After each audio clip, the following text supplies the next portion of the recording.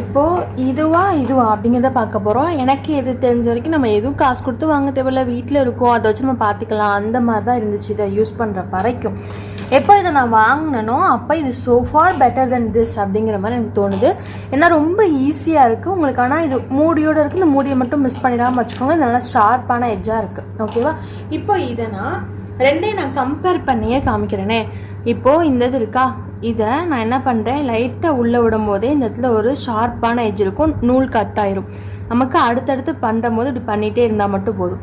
நமக்கு என்ன ஆகும் அப்படின்னா, இந்த ஹோல்லாம் இருக்குல்ல, அது அவ்வளோவா வெளியில் தெரியல, நம்ம பிரித்த மாதிரி தெரியல, ரைட்டா?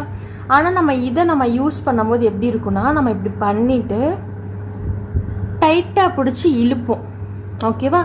அப்போ இந்த இடத்துக்கும் வித்தியாசம் தெரியுதா உங்களுக்கு? இந்த இடத்துல ஹோலே தெரியாது, இந்த இடத்துல நல்லாவே ஹோல்ஸ் எல்லாம் தெரியுது.